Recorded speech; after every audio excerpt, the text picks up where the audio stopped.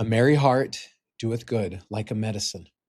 And Jenna Kim Jones has built a life on that promise. Her clean comedy hands weary audiences a gift, a night to laugh and set the world down. Her jokes lower a stranger's guard just long enough to talk about God. She knows she is a daughter of God. That made her who she is, a wife, a mother of four, and a comedian who lifts every room. Where her merry heart comes from is the story she tells today. So please stay with us as Jenna shares how a dorm full of strangers put her testimony on trial and why the Lord's answer of no became her blessing.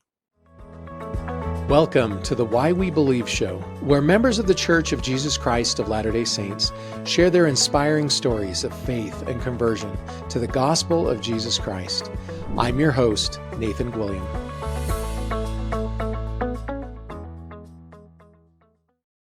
Jenna Kim Jones started doing stand-up comedy in New York City while working at The Daily Show with Jon Stewart, has a dry bar comedy special with millions of views, multiple albums featured on SiriusXM, and a special called She's So Brave, currently streaming on Amazon Prime. She's the co-host of Random Acts, the narrator of Meet the Mormons. She's a wife and mom of four who built a clean comedy career. Jenna, thanks for being on Why We Believe. I'm so excited to be here. It is my pleasure. It is just fun to be able to talk about why I believe. Can you tell us something that most people don't know about you? Oh, interesting. I would say most people think I'm kind of an extrovert, and I would say I'm pretty much an introvert. I like to be at home. I like to read a book, have quiet time. And most people think, "No, you're just want to be funny all the time, right?" No, I that's kind of my career, and then when I'm hanging around, I just kind of want to be with my husband and kids and have just watch a movie and be quiet. Is that because you are an introvert at heart, or is it because you are so extroverted so much of the time you've just used all that up and you're ready to just be down when you get out of work? You know, I've never had anyone ask me that. I think it's because a little of both. You know, when I'm working, I'm on and I love it and it's very fulfilling to me. But when I'm home, I do. I just want to kind of relax. But at the same time, I think I've always been a bit of an introvert. I think when a lot of stand up comedians you'll find are introverts because we like to sit back and watch. We want to examine what's happening. We wanna be, interpreting things in our mind and analyzing the situations we're in. So I think that that's kind of more of it, is that I just kind of wanna be able to observe everything. Like, I wanna throw the party, organize the party, have everyone come over, and then everyone else can party. I just wanna sit back and watch what's going on. Like, how did the party go? Did everyone have a good time? So I think that and stand up is so personal. So when I'm on stage, I'm giving a little bit of myself to the audience. I write all my own material. And so it can be very exhausting when you're finished with it all. Yeah. Mhm. I think many people would look at your life and say she has such an amazing life. Tell me how you would define your life as amazing. What are the things about your life that you think are the most amazing? Oh, this is a loaded question for me right now because I did just celebrate my 40th birthday, which has come and hit me really hard. And I have had moments where I'm like, am I is even like what am I even doing? Or, that kind of midlife crisis type Mm-hmm. questions you have. Or at least I'm having. So when you ask me that, like, you know what? I need to, like, not worry so much. My life really is amazing. And it's so I'm glad you asked me this because it is a good reminder, like, man, I've got a lot of great things going for me when the world or my own insecurities and getting older have sort of been gnawing at me a little bit. So, I would say probably the part of my life, I do stand-up comedy, and that requires me to be able to I mean, to have to travel, and I spend so much time with my kids, and I have organized my life in a way where I am a mom full time, and then I zip out and do shows, and then I zip out and come home. I take a lot of red eye flights. I take a lot of 6 a.m. flights to get where I need to go. And I think that that's been the part of my life that has worked out really beautifully, and I'm really grateful for, is that I can be full time at home but also do the thing that gives me so much joy, which is to get out and meet people and do stand up. And to be able to balance that, I think, is unusual. And I have to give a lot of credit to my husband for being willing to work with me on that. But I feel very blessed to be able to be a mom and feel very present in my children's life, but still travel and fulfill that desire that I have very deeply to perform and to tell jokes and to try to bring levity to this very serious life we all live in. Yeah. Yeah. So you are really, the amazing thing is that you're balancing two amazing sides of your life. This Yes. this career in comedy and this family that you adore and love, and that you're able to make both of those things work. That does sound pretty amazing. Mhm. It's, exhausting. I will not sugarcoat it. I'm very tired, but I am like, that sacrifice of having to sort of have a weird schedule, or, maybe not spending as much time away when that could be more interesting. It could be really interesting to go to these places and spend more time, but really I am very grateful that I have been able to find that balance. And it is, I think that there are sacrifices in my career that I've had to make. I don't travel as much as I want to, but I still do travel. I think my husband makes a lot of sacrifice in that, when he's done working, he sometimes has to like just shift gears, and I say, I'm out the door, see you later. And he will take over and run the house. And so I think that it's worked out really well for us, but it does not come with, it's not easy, I guess is what I would say. It is a lot of work and it is sacrifice, but there is a lot of joy that we find in it, that we are willing to do the sacrifice. So which is funnier, being a mom or being a member of the church? Oh my. And please give Oh. examples. Well, let's just say, it depends. It depends on the day.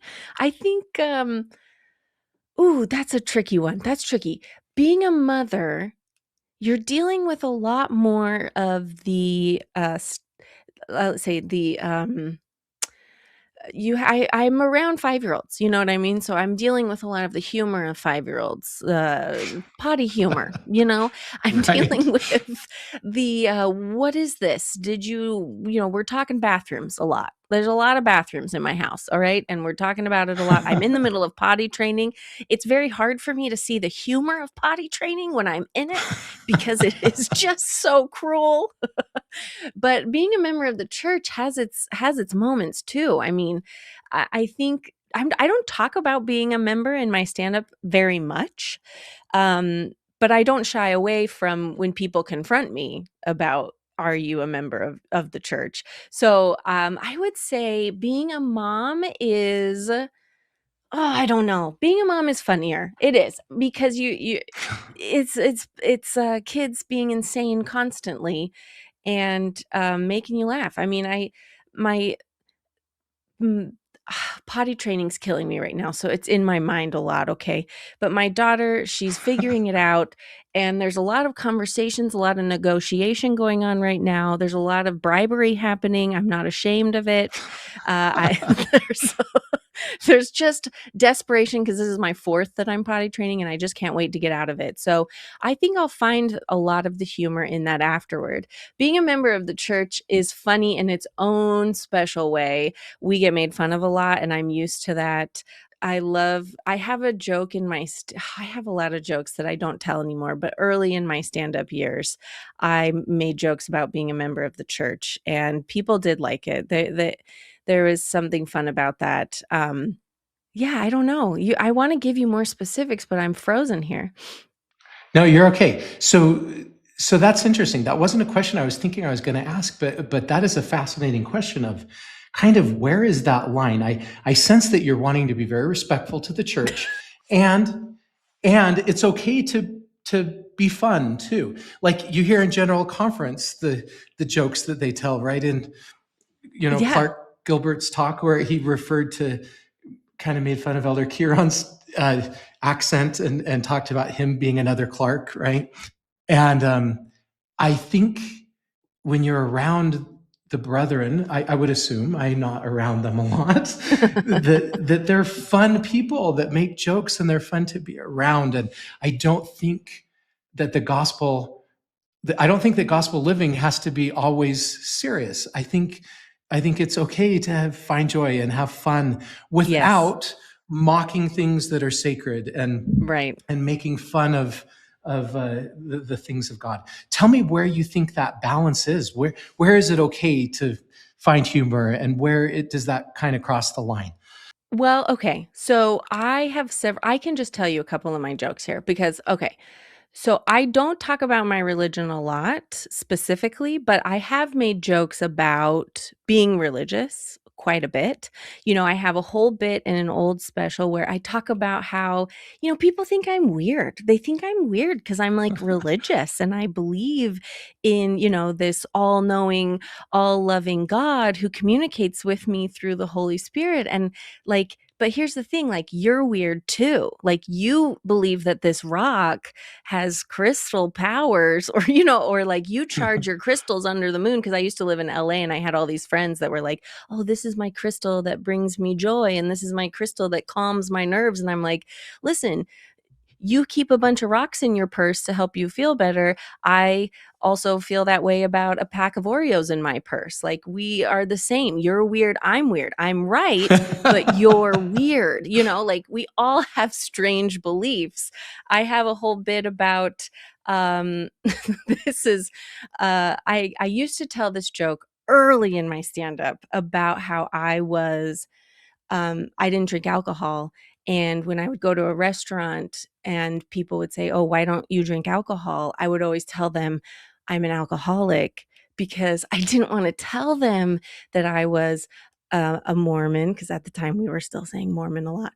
I didn't want to tell them I was Mormon because, if 10% is good enough for the big guy, I'm tipping 8% at best. Just terrible, terrible early stand-up jokes that I don't tell anymore. But, being a member of the church does come up, and it is interesting how people, they have questions and they want to talk about it. And so it is interesting. I will often, people wanna, like, get really into it if I'm on stage, and I don't get into it. I go like, "Let's just talk afterward. We don't need to do this right now." But then I have other jokes where, I have a joke about how, every year I try to lose weight, and I'm just working on losing weight because that's what we do. In January, we're amazing. We try to lose weight, and then February rolls around, and everywhere we go, people are, I show up and the Girl Scouts are there pushing cookies on me. And what am I supposed to do? I'll buy any food for charity. Charity is the Yeah. name of my belly. Hope is my butt, and faith is my thigh gap. Because sometimes you got to believe in something you can't see. So just really, I've just given you Yeah. stand up, but I have found a way to joke about my faith lightly, to find a way to sort of find commonality. I think, like, hey, I believe in this. You probably believe in something similar. Let's laugh about it. So I have found great ways, I think, to talk about religion, but it's not necessarily specific to my faith unless people want to go there, and then I can make jokes about it and talk about it. But a lot of times I'll just invite whoever really wants to get into it, because sometimes you have audience members that are like, hey, tell me about this, and I'll be like, not now, I got a show to do. So I'm happy to talk to you after the show, and I've had people communicate with me after shows because they're like, well, I have to ask you this question. Yeah. Yeah.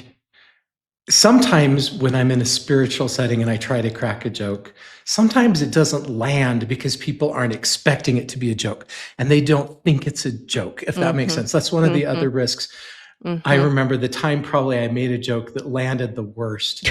I was a I was a brand new missionary, and we had just arrived in Brazil, and we were having dinner at the mission president's home. So all of the new missionaries are there with the mission president and his wife, and we're all going around introducing who we are and telling about ourselves. And it just felt I've never been to an Alcoholics Anonymous meeting, but it just felt like we were in an AA meeting. I don't know why, but it was just felt like that.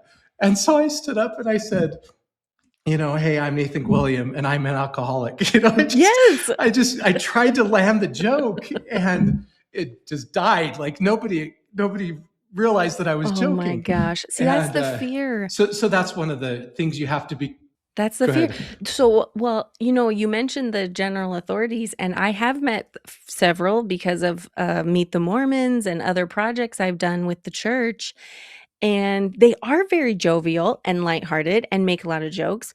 But as the I feel like as the commoner, as the non-general authority, you do feel like, am I allowed to?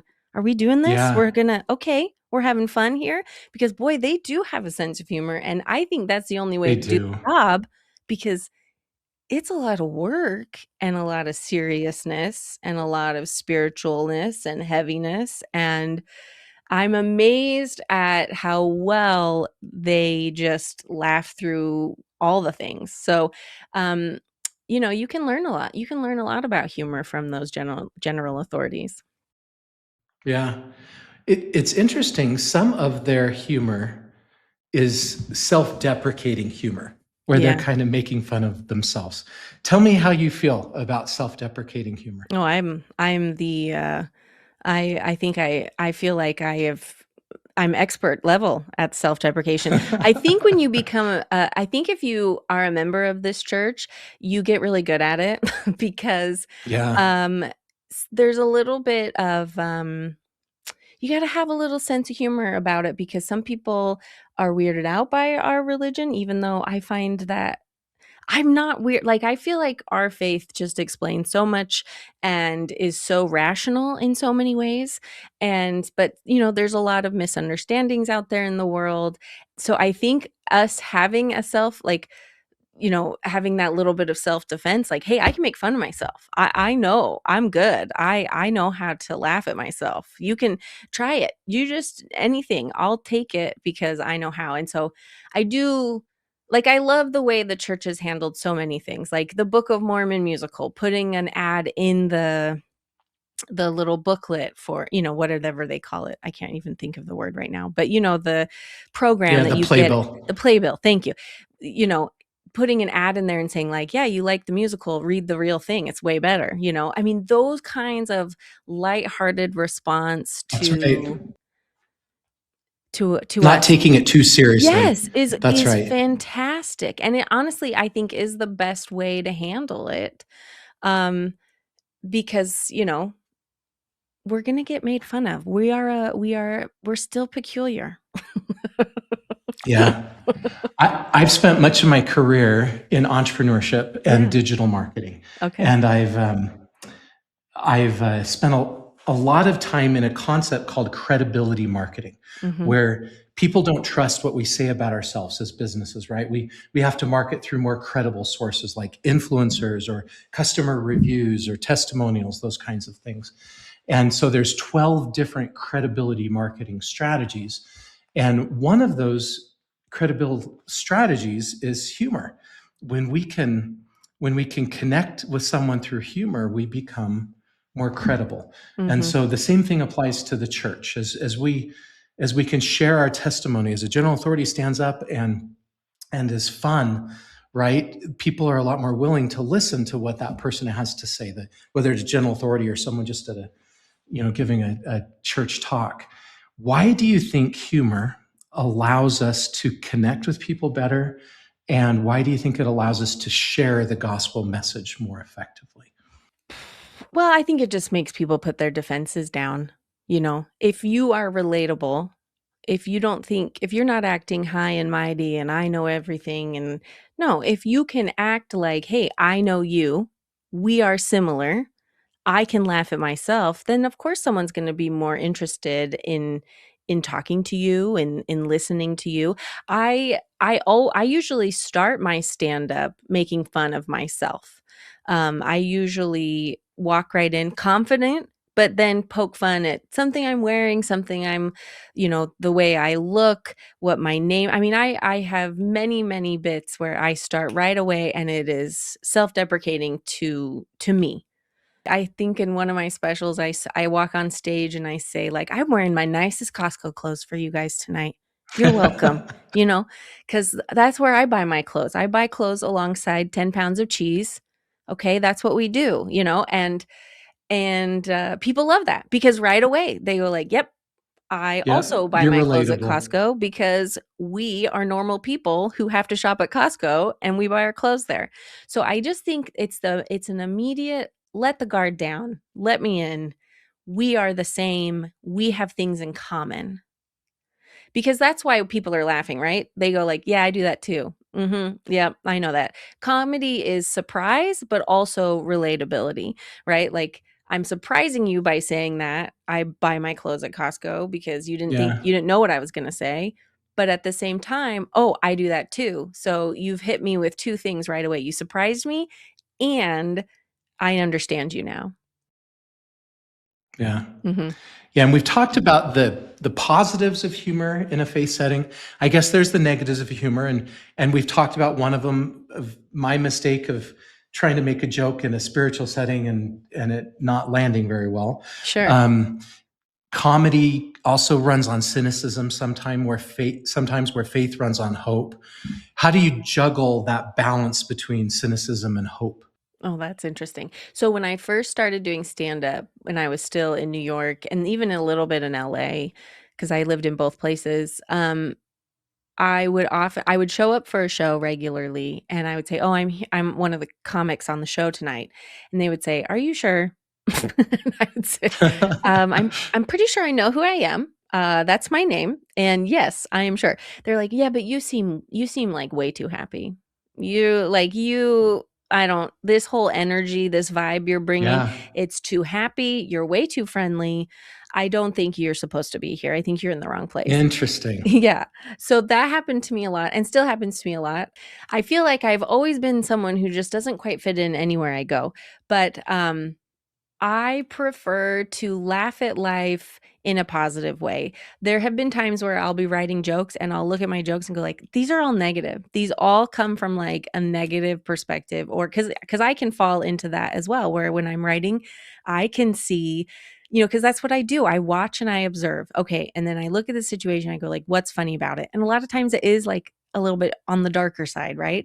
And so I have often worked at finding humor without being too dark, too edgy, but also finding like, how can I make this a more positive spin? So I think I actively work to do that because that's what I want to do. I don't want to add to the negativity. My goal is to be maybe an escape, right? Like, come laugh with me and we'll just laugh about life, and we'll have a minute where we just don't feel the heaviness of the world. And some comedians are going, "No, we're gonna make this about the world and make it dark." And I prefer to just I want you to have a good time when I'm with you. I want us to laugh, and I want you to leave going like, "Whew, I needed that. That felt good."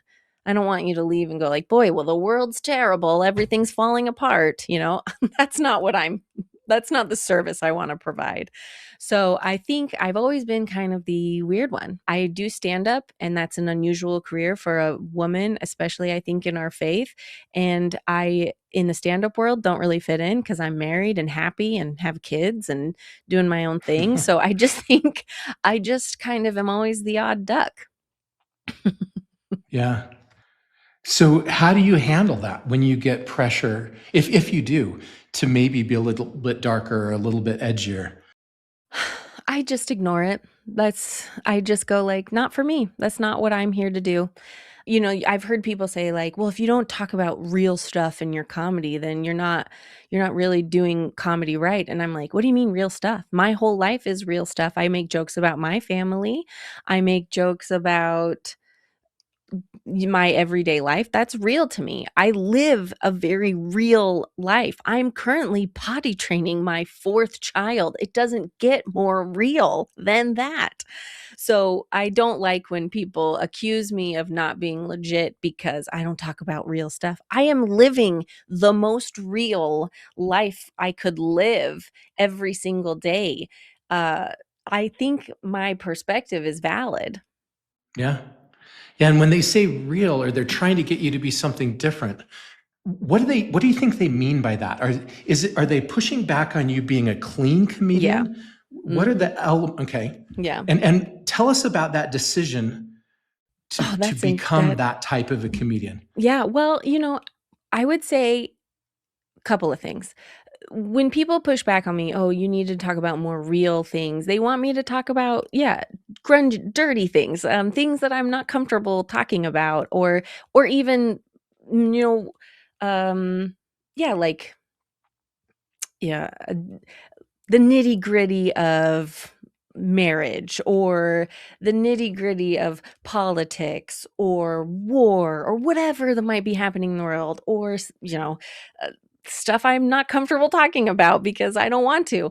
um so I find that for me, I want to be authentic, and my authentic self is joking about my husband and our silly stuff we joke about, is joking about my kids, Mhm. is joking about food or family or clothes or whatever's on my mind, right? I write from my life, my perspective. And here's the real issue. When I started doing stand up, it would have been probably an easier path to become like a blue comedian or someone who works really dark or swears or Yeah. does all those things, but it does not come naturally to me. I am not comfortable. I don't even swear the right way if I were to try. Like I would get all the words wrong and I would say things in a goofy way, and it's not who I am at all. So if I'm going to do stand up and be real and be authentic, it's gonna be what you get. You get what you get from me. So I've had these conversations with friends where I go like, I'm not comfortable. I don't want to talk about getting married and what that was like for me because, they want me to tell nitty gritty, gross details about my life. And that's just not who I am. It's not going to be comfortable. It's not going to sound right. And I don't want to put that kind of content in the world. I want to be somebody who, like I said, you come into the show, we laugh, we have a great time. You go like, that girl's my friend. I would like to hang out with her more because when I Yeah. leave, I feel good. That's right. That's right. And that's completely different than what they're trying to get you to be. Right. But that differentiator is also your strength. Agreed. Yeah, agreed. I think that it's helped me immensely. There are not a lot of clean female comedians in the world. There are some, they are great, but there's not a lot of us.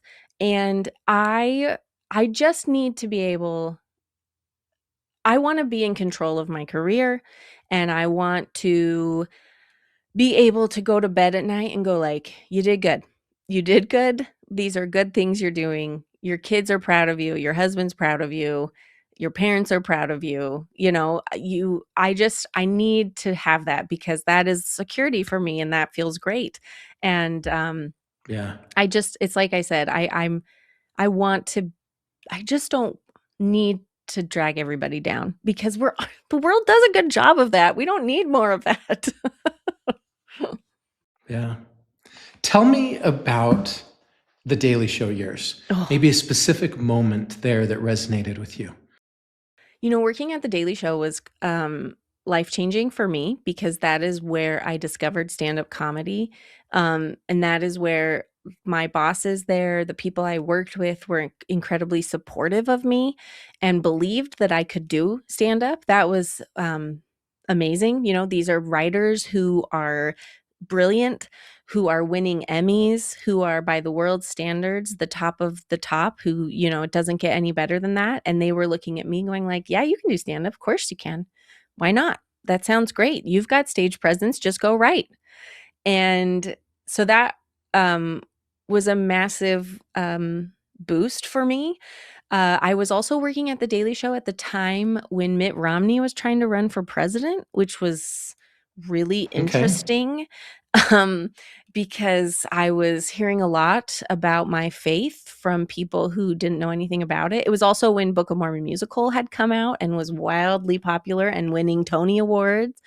And I was sitting there as like the girl who's Mormon, who, is trying to do stand up and working at this show. And I'm like telling the correspondents of The Daily Show, like, it's not Maroney, it's Moroni.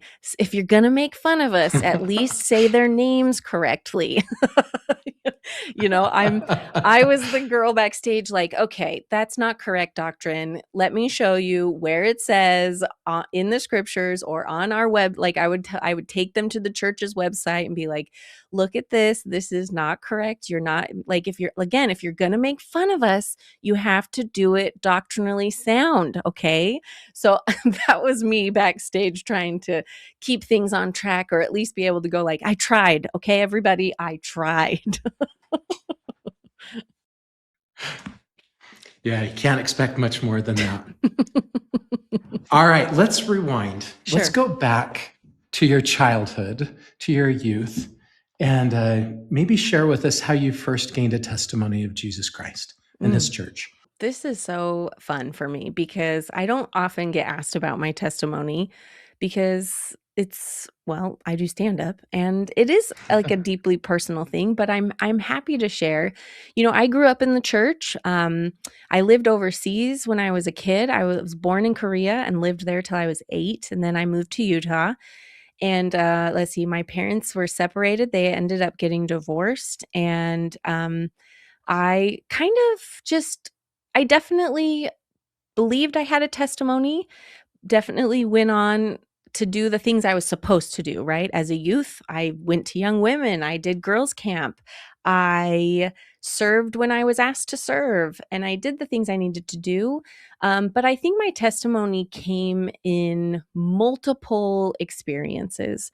I had a very strong testimony of the Book of Mormon as a teenager, and that came from just reading it. I had I would say, a spiritual experience, and I won't go into details of it, where I was reading and just had a real moment of clarity as a 16-year-old kid in her bedroom reading the Book of Mormon, when it just dawned on me that I knew it was right. I felt my Savior's love, and I felt like my prayers were being answered, and I felt like I knew that the Book of Mormon was true. And I think that having that one experience at 16 is what prepared me for when my testimony would be truly tested at 18, when I decided I was going to leave Utah. I didn't want to go to BYU. That's where all my friends were going. I wanted to do something different, and I was going to NYU, and I moved into the dorms, and I was just thrown into this new world that I didn't know anything about. And I remember it was our first night in dorm rooms, and we were all nervous, and I'm looking around at all these smart kids, right? Like, I did okay in high school, but I was coming to NYU as an undeclared major. They all knew what they were doing with their lives. They seemed so just on it. They were bragging about all the things they were doing, and I was having absolute imposter syndrome. What am I doing here? These are smart kids who have direction, and I'm just a nobody. I don't know what I want to do with my life. And we're sitting there, and it's like the first weekend, and I'm just overwhelmed, truly overwhelmed. And I'm sitting in the corner of this dorm room, and everybody's just like piled in, like most of the kids that are living on my floor. And it's guys and girls and all these people, and they all have interesting lives and stories, and they're talking fast. And I'm sitting there in the corner like, this is so crazy. And someone walks in, and says, "Hey guys, I just found out there's a Mormon that lives on our floor." And they're all like, "What? What?" And it is like they all figured it out at the exact same time. Because me, I'm trying to shrink into a smaller person. I'm trying to not exist anymore. Like, can I possibly just crawl under the bed and out the room when they won't even notice, right? And it's like every head, it felt like I was in a movie. Every head turned and the room became slow So they knew it motion. was you. They just knew. They just knew it was me. And I'm going, "Oh no, what is happening?" I had not served a mission. I had grown up with kids who we all kind of knew what we believed, right? No one really ever questioned me on those things that I believed. And all of a sudden I had, a group of very smart 18-year-old kids looking at me like, "Okay, let's talk about this." And they knew who Joseph Smith was, and they wanted to know why I believed it, and they wanted to know more about the Book of Mormon and like, what does this mean? Or, why don't you do this? What's the word of wisdom? And they were asking me all these questions. And I remember thinking to myself, "Oh my goodness, you have to know that this is true, because you are never going to survive this if you don't." And I remember thinking, wow, when these people are telling me the story of the first vision, it sounds a little bit different. It sounds okay. They're telling it to me, I'm thinking, this sounds like a lot. This sounds like a lot to believe in. Okay. And it just really tested me right away. And I thought to myself, you have to know. And I wanted to know. And it sent me on a several year journey of just digging in, going to church on time, serving, reading my scriptures. I did not want to have that moment of going, "Ooh, do I know this is true or not?" again. I think that was definitely the turning point for me in my faith. There's a concept I've been thinking about this past week. And somebody famous said this quote. I don't remember who said it originally, but this is what has prompted my thought. The quote is, "You will always be the villain when the wrong person tells your story." Mm-hmm. Right? Any story can be twisted to turn the hero into the villain. And there were people in there that were telling your story for you, right? Right. They didn't understand, they didn't know the story, and they were telling it from a perspective, not from a faithful, truthful perspective. Mm-hmm. How do you flip the script when the wrong person is painting you as the villain of your story? That is interesting. I don't know. How do you flip the script? I think it's I don't know. I don't know. This is a great question. I think this is why I went on that journey of trying to build my testimony, of trying to understand why do I believe this? This is the name of your podcast. Why we believe. I think I wanted to know for sure so that when these experiences did come up, I could as you were just saying, flip the script. And I think that's why we are so encouraged in our faith to be close to the Spirit, to read our scriptures, to do our own studying, to have personal revelation, so that when we are faced in those moments, that we can, in those moments, maybe change the conversation a little bit. Um, I've been thinking, it's funny because when I knew I was coming on this podcast, I was thinking a lot about this story, and I wasn't sure if I was going to share it or not. But I was in a debate once with a coworker about my faith, and it was just not working. It was just one of those moments where Yeah. he's saying something, and then because he didn't believe in anything, and I'm trying to defend my faith, and we're going back and forth, and I finally just stopped. And I said to him, "Look, you aren't going to believe what I believe in this moment. There is nothing that I can say to you that is going to change your mind in this exact moment.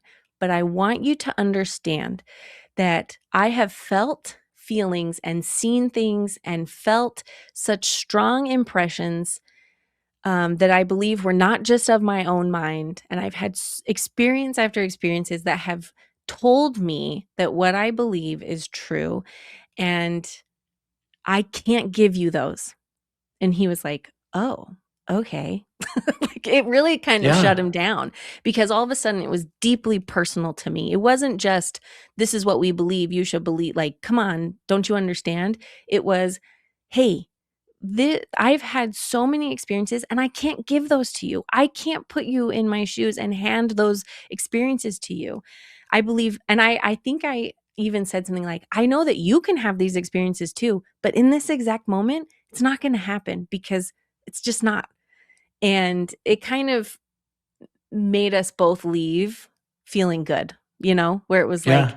he calmed down, I calmed down, and I remembered why I believed. And I remembered in my own mind, yeah, these spiritual experiences are your own, and everybody needs to have their own. And it was a great moment for me to go like, yeah, okay, you got it. Yeah. Yeah, I believe there's three answers to do that, to flip the script. And I think you did all three of them. I think number one, you have to be very firm Yeah. about this is what I believe. If you're not firm and standing strong, the sharks will smell the blood in the water, right? Yeah. And I think that's the only way. First is to be firm. And then the second one is you have to be kind. Like you're talking about, they have to leave feeling good. And the only way to do that is with kindness. And I always say it. We don't want to create animosity in that. And then the last one is I think the best way to de-escalate, when I've seen people do this really well, is they make a joke about it. They use humor about it, right? So as we're firm and we're kind and we're joking about it, I really think that's the recipe for flipping the script. Yeah. But I you agree. probably know much better than me. I don't know. It's been I remember just so many. I mean, there was one time a writer came to me and said, like, "Can you believe this Joseph Smith translating it in the hat? With like, come on, that's so ridiculous." And I'm like, "I'm sorry. Is not most of the Bible ridiculous? Is not everything in Yeah. religion just a little bit ridiculous?" And he's like, "Okay, all right, fair." So I Yeah. think it's like it is in those moments where you go like, "Listen, yeah, I get it. It sounds weird. I got it. He put his face in the hat and he could translate the Book of Mormon. I get that sounds really weird. But guess what? Every time I open the Old Testament, I'm like, "What? Why? How? Why?" Yeah. There's just some A things great example of using you're humor right. to de-escalate a situation. I love it. Right. Perfect. Um, Tell me about something really hard, a big challenge that you went through in your life, and how your faith helped you get through it. Ooh. Um, ooh. There's been so many interesting things. Okay. God, how personal do I want to get? That's always the real question on a Yeah, podcast. How whatever you're comfortable with. um I have had hard things in my life, but I look at so many other people and I would say my life has not been incredibly difficult, truly. I've had challenges, I've had moments of hard things. I think, God, there's a couple experiences. Where do I want to go with this? Okay. So before I met my husband, I had met lots of great people in my life. And there was a time when there was someone who I was really interested in, was not a member of the church. And I was like pretty sure that it was going to somehow work out, even though he was not a member of the church. And I had an experience. I have a couple experiences, so I'm going to start with this one. But this is one where I was pretty certain it was going to work out for me. It was not going to work out for me, and I was pretty devastated. And the way I figured out it wasn't going to work out is I had a really strong spiritual experiences, and basically the Holy Ghost said, "No, no, this is not going to work out. You cannot have this." And I said, "Okay," and I was really mad about it, and I did the opposite thing I should have done. I Sunday rolled around and I said, "I'm too tired, I'm not going," and that is not me. I was like Sunday was my day. I always went to church, and let me tell you, living in New York City, the temptation to break the Sabbath is strong, and I resisted that, but I was so mad that I got the answer no, that I was like, "I'm not going to church." And let me tell you what, that was the worst Sunday I've had in forever. I felt terrible. My entire week was terrible. The Lord just knew, "You stubborn girl, this is not gonna work out for you." And I remember thinking like, "Wow, I can't believe I didn't go to church." And I went to church the next Sunday and asked for forgiveness, and just I think my entire life has been just these little learning moments, and that was one where I was really devastated, but it worked out so much better. I met my husband like 2 years later, and like he's a member and he's perfect and we just get along great. And I see now, obviously that wasn't going to work, but I had another experience where I got a job, a dream job in TV that I wanted so bad, and I had worked so hard to get it, and I got it. And let me tell you what, it was the worst job. It was terrible. It was not fun. It was hard. The environment was awful. I was in misery, and it was like, wait, this was the dream. I worked so hard to get here. Why is it not great? And it was miserable. And I went to work and thought, I can't believe this happened to me. Why is it so awful? And I decided that instead of being mad about it, I was going to fast every Sunday. I mean, not every Sunday, once a week. I was gonna fast once a week. And so I started fasting once a week, and I was still miserable, and I didn't like the job, and felt like it lasted forever. And eventually that job ended, and I thought, "Why did I do all that fasting? I don't know. Is anything really better? Did it work out?" And then I ended up later realizing that I had a friend who saw me do the fasting, which then got him interested in the church, which then ultimately led to him getting baptized. And I went like, "Oh, okay. Sometimes we have to do hard things, and good things will come anyway." And then when I finally got married, I was so excited to be getting married. I was 26, which I realize in the world standards is not old, but when you've been in the same singles ward in New York City for 8 years, it feels like a very long time. And that was 8 years of like, "Okay, Jenna's still here. We gotta find somebody for this girl. She's just been in this ward for a long time." Um, and so when I finally got married, I was so excited to be married, but then I had this like, kids. Ooh, I'd never dreamed of them. I just didn't think I wouldn't be a very good mom. I wasn't that good of an aunt. I had a million nieces and nephews, and I was like just an okay. I don't know. I didn't have that like strong desire to have children. Uh and my husband was like, "I think we should have kids." And I'm like, "Yeah, yeah, just like in 3 years, talk to me." Okay.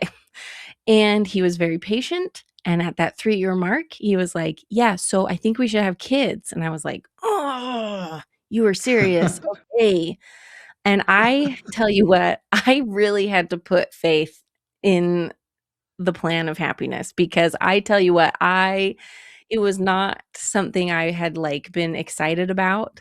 Um, and boy, Why do you think you are not excited about it?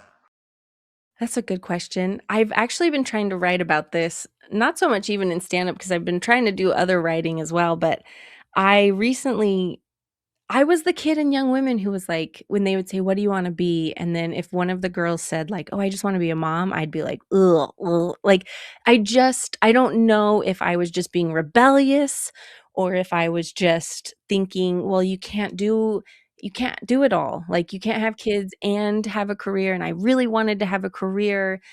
I think I just had a bad attitude. It's possible I just was a jerk. Um, so I don't know, but I've changed a lot. Let me tell you, I am getting preachy almost about how I just really think people need to have kids, because it dramatically changed me, and it was, for me, a hard journey. I did not like being pregnant, but now I have 4 kids, so clearly something definitely changed in me. I am, like, obsessed with my children.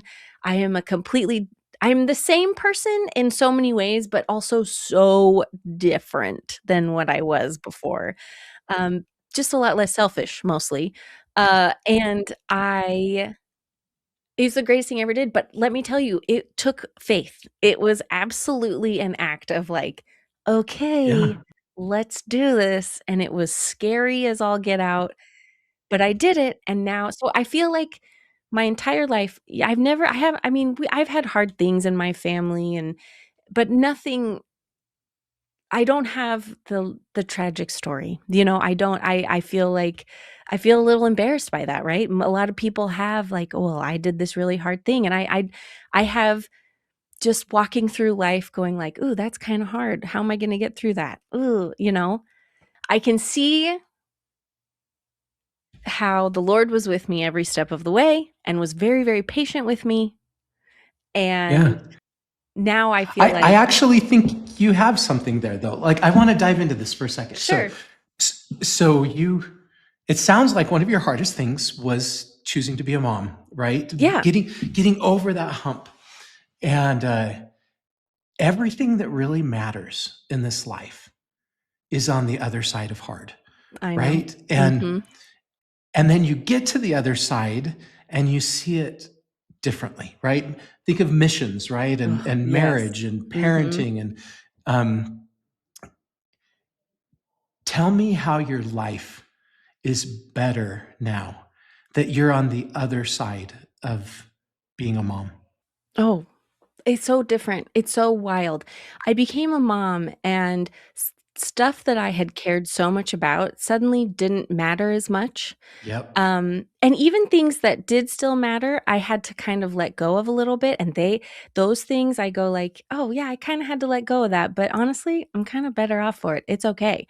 Um, I feel like I'm on the other side doing like a dance, like trying to like get people to look over, like, "Hey, I'm over here and it's really great."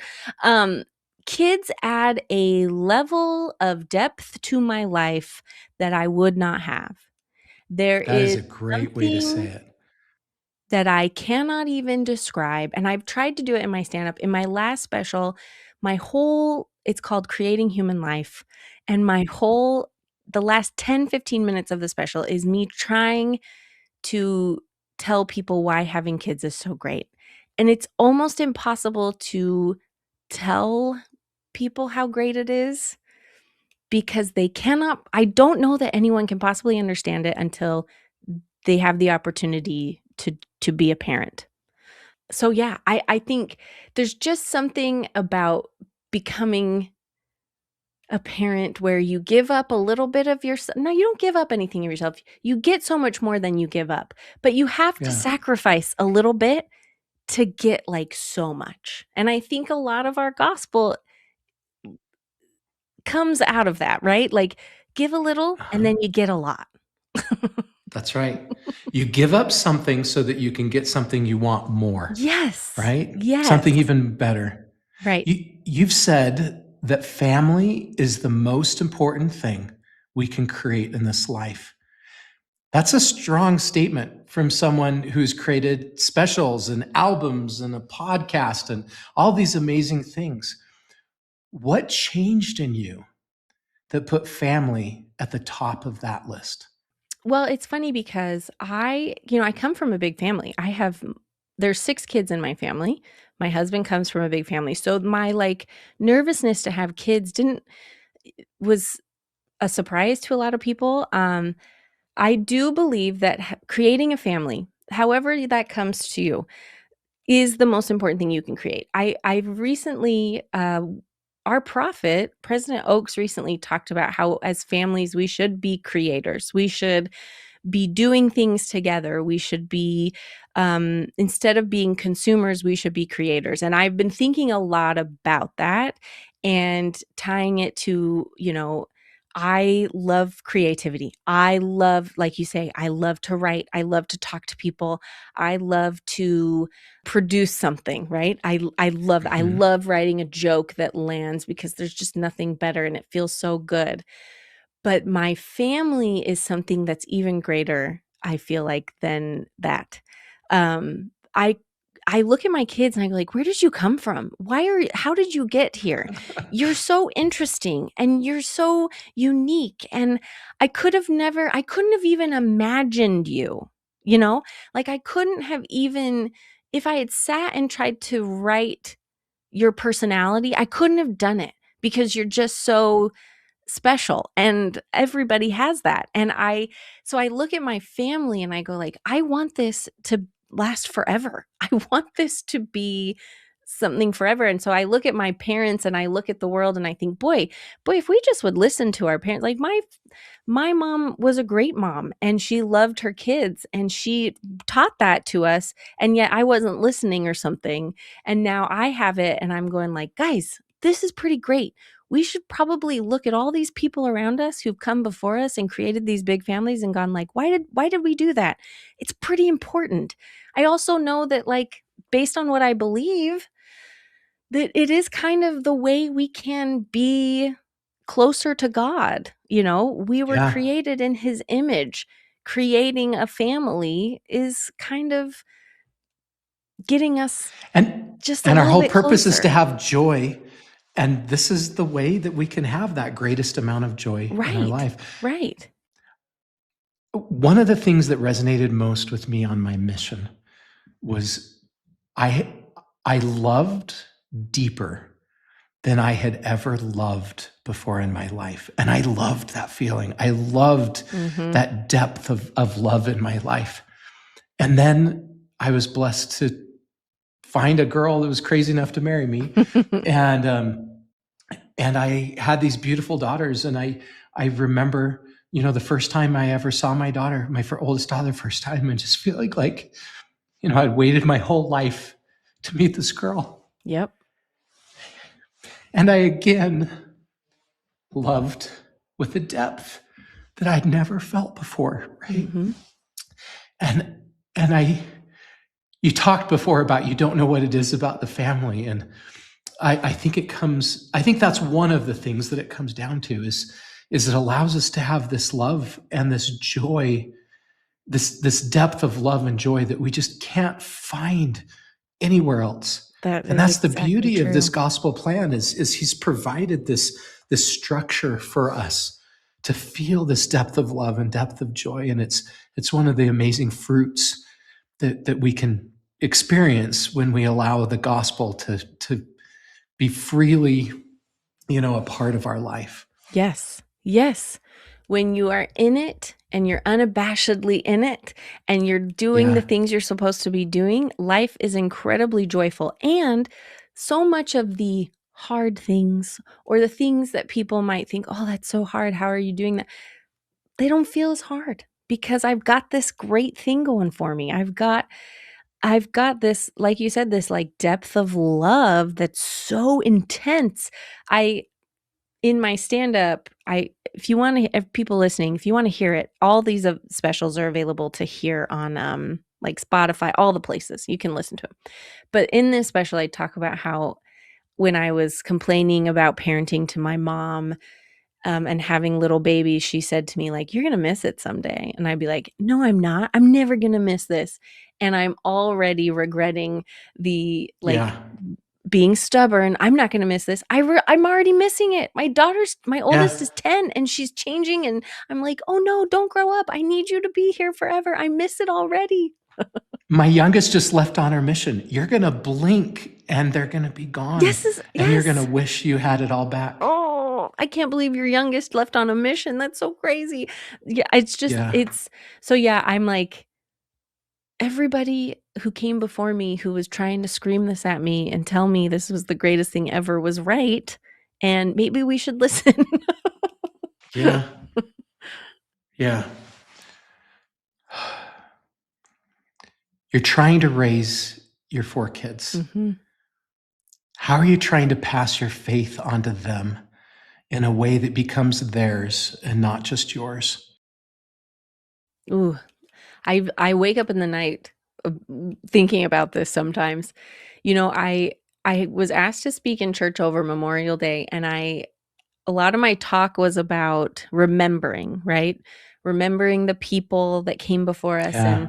and I have pioneer ancestry on certain parts of my family, and my mom growing up always loved to remind us of that, like, you could probably keep your room clean because your ancestors walked thousands of miles across the desert with no shoes on, so you could probably wash the car. It would probably not be that hard for you, you know? And I laugh about those stories now, but I so appreciate knowing where I came from and knowing that I can do hard things, and knowing what my ancestors did for their faith is helpful to me. And so that's led me lately. So it's funny you asked this, to be thinking about what am I doing to help my children have the opportunity to gain their own testimony. One of the things we started a couple years back was we finally started doing family home evening, and we are like on it, man. We have not missed a week for 2 years or whatever it is. Wow, And it's thank congratulations. you. That's It's amazing. we are like, we will not miss a week. And I can see how that has changed our family, just even literally, sometimes it's 10 minutes. I mean, it's not like we're doing massive programs and scripture studies that are hours long. No, we're having like a lesson and an activity and probably a treat or whatever it is. And I can see like my kids like it. They're excited about it. I've seen my older children um start to gain their own spiritual experiences, and I just honestly, I don't know if it will work, but I'm trying and I'm hoping and I'm praying that they will have those times. So for me, I think it's about consistency with our family and being together, and them, you know, seeing me put in the effort of reading my scriptures and seeing my husband and I speak in church and talk about our family. um, I mean, I hope it works. I want them so desperately to have joy and to feel the spirit and to have confidence in what they believe in. So I'm working on it, but I don't know. I feel like we all just do our Yeah. best and see what happens. Yeah, that's right. I'm sure you're doing a great job. I am. I It, appreciate it that. feels it feels like your heart is in the right place, and just keep taking the next right step, and I think you're going to end up with some. You already have some pretty amazing kids, I'm sure. They're so sweet. You and your husband do a podcast together. Can you tell us a little bit about that show? Okay. Well, it recently changed. So my husband had to retire from podcasting. And my show is now just me, but my husband has an amazing sense of humor. Honestly, sometimes it's annoying. I'm like, can you not be so funny? Because it's kind of like getting in on my thing. So, but he's fantastic, and he's always been extremely supportive of my career. But his career's taken off, and he just couldn't do podcasting as well. So we recently retired our Couple Friends podcast, and now my podcast is Jenna Tries, where it's me pontificating on life and answering questions from people, and just sharing a little bit of me every single week. But I've enjoyed it so much. I didn't know podcasting would be part of my life, and I'm very grateful that I have it. I feel like on weeks when I'm not traveling, or times when I had babies and I couldn't have the flexibility of doing stand up, podcasting has kind of saved me. It's given me an outlet to be who I am and talk and express myself. So I've absolutely adored it. If the audience wants to find out a little bit more about your show, what are the best ways for them to do that? Oh, go to jennatries.com, and you can download my podcast anywhere. It's called Jenna Tries Podcast. And like I said, it's literally just a light, happy show. We talk about all kinds of things, And I always tell people it's the show that's like your break from the murder podcasts, okay? When you just need some fun, lighthearted mom to talk to you about whatever it is, come listen to my show. Whether you're in the car with your kids or folding laundry at home, whatever it is, take a listen, take a break with me. You once wrote an article about the curse of being too happy. What did you mean by that? Well, I think I was probably being a little sarcastic, probably, but the reality is, I think I've always been a very happy person, and I think that it's drove people crazy a little bit. I, you know, I have been positive. Um, I've tried to give people the benefit of the doubt. I've made friends in all kinds of places in all walks of life, and I am grateful for all of them. But I do think, like, man, we have this gift of the gospel that brings a lot of joy. And I think that that can be irritating for some. And so I think that I'm really grateful that I have this gospel. I think that, you can hate me for it or think I'm silly or think that maybe I am not thinking about the tough things in life, but actually I assure you, I have just as much anxiety as the next person. I love this gospel, and I think if we put faith in it, that we're promised joy. So I'm going to take all the joy I can get. You have an Amazon Prime special Yes. called She's So Brave. Mhm. Where did that title come from? And tell us a little bit more about that. Well, She's So Brave comes from one of my jokes where I talk about how I'm going to show up at the swimming pool just as is, and people are going to talk about me and how brave I am for being there. That I'm going to put the work in for swimsuit season. Take me as I am. I'm brave. But I love this special. It was a special we filmed a few years ago that was put on Amazon Prime. And we filmed it in Arizona, and it was a joyful experience for me. I had just had my third baby the year before that, and wanted to put out this special of kind of just some of my favorite jokes. A lot of it were jokes that I had been telling for a long time, and I'm really excited that they're available on Amazon Prime. It's a beautiful special. We had really great producers come in and film it for me, and directors. And so if you want to watch it, go watch it. You'll see a side of me and hear jokes that are really fun. I have a whole bit about my brother's a professional dancer. I have a whole bit at the end of that special that is one of my favorite things to perform. So you got to go check it out on Amazon. Jenna Kim Jones, She's So Brave. Is there anything else that you're working on now that you want to tell us about? Sure. Like I said, I have my podcast, Jenna Tries. I would love if you guys would check it out. And I have the special on Amazon Prime. I have a dry bar special that's coming out hopefully soon. I filmed it last year, so it should be coming out any minute. And I would love for you to just come find me and be my friend. Jenna Kim Jones, everywhere on social media. And like I said, I just want to bring a little bit of joy in your life. And I hope that you can sense that and feel that. So come and find me, and we'll be friends. I love it. So usually I conclude this by just asking people why we believe. I think in this situation, I want to ask this question a little bit differently Okay. because of how this conversation has gone with the depth of joy and love that you feel for your children and how important they are for you. So this is my conclusion question for Okay. you.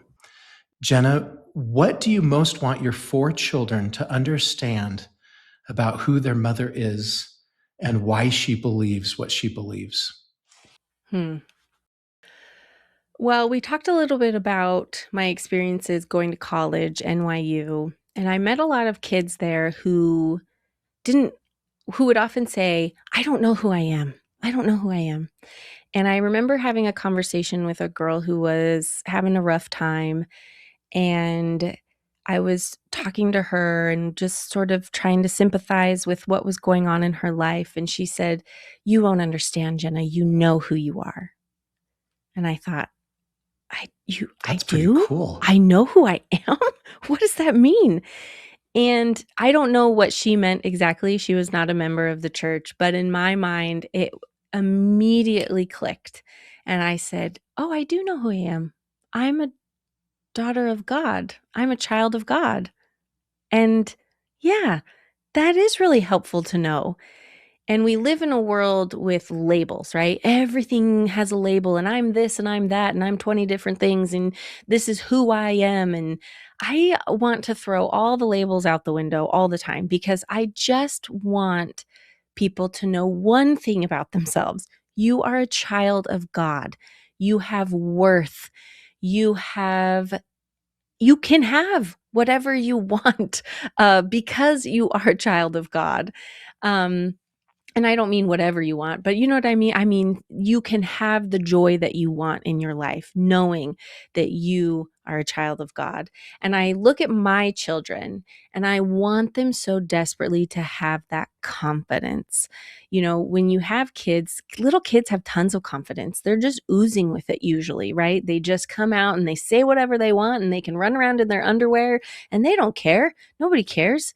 They're just having the best time of their lives. And I want them to maybe not have that kind of confidence, but I want them to have confidence in who they are. So as they grow up and they see the world and all the labels and all the things and the distractions, that they stay knowing you are a child of God. There is so much confidence that can give you and keep you on a path knowing like, okay, if I follow this path, I'm going to be safe. I'm going to be secure because I have a heavenly Father who knows me and loves me. I have a Savior who sacrificed his life for me because I have worth. And so I look at my kids and I want them so desperately to know who Jesus Christ is. Know that he loves you. He's watching out for you. He knows exactly how you feel. None of this, like, nobody understands me. Okay, maybe I don't understand you, but Jesus Christ understands you. He knows you, your insecurities, the things you're nervous about, the things you're scared of. He knows all those things because he's felt them. So if I could just give my children that, that would be amazing to me. And that's really why I believe I look at our faith and I go like, the way the Savior is described, the way the Book of Mormon teaches me of our Savior constantly, it is why I believe. It's like this is who I think Jesus Christ is. This is my Savior. When I read the New Testament and I look at his life and I go like, this makes sense to me. This is why I'm here because he knows me, he understands me. I'm a daughter of God. I have worth. Yeah. Thank you for sharing. It's true. We are his children. And here are my key takeaways from this episode. Number one, a merry heart is not a personality trait, but the fruit of knowing Jesus Christ. Number two, knowing we are children of God anchors us when the world questions what we believe. Number three, humor and kindness lower defenses and open hearts to the gospel of Jesus Christ.